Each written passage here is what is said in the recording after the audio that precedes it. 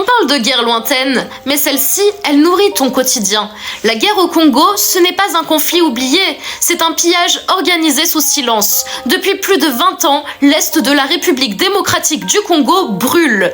Des villages rasés, des femmes violées comme armes de guerre, des enfants enrôlés, des millions de morts, mais presque aucune minute au journal.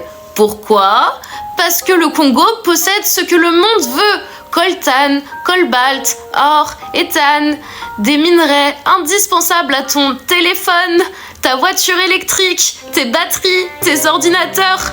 La transition écologique occidentale repose sur des terres ensanglantées. Cette guerre n'est pas ethnique, elle est économique. Des groupes armés contrôlent les mines, des multinationales ferment les yeux, des États profitent de l'instabilité parce que le chaos coûte moins cher que la paix.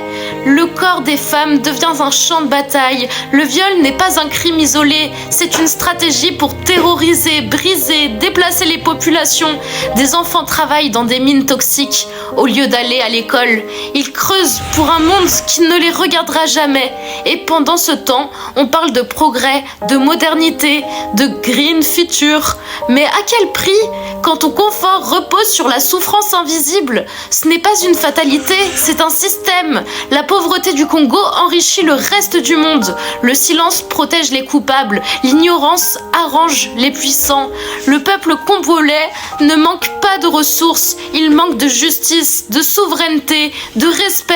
Alors non, la guerre au Congo n'est pas un problème africain. C'est un problème mondial. C'est notre responsabilité collective de regarder, de nommer, de dénoncer, de soutenir les voix congolaises, de demander la traçabilité des minerais, de refuser un progrès bâti sur le sang. Parler du Congo, ce n'est pas faire de la charité, c'est réclamer la vérité, parce qu'un monde qui se dit civilisé ne peut pas continuer à prospérer sur des corps qu'il refuse de voir.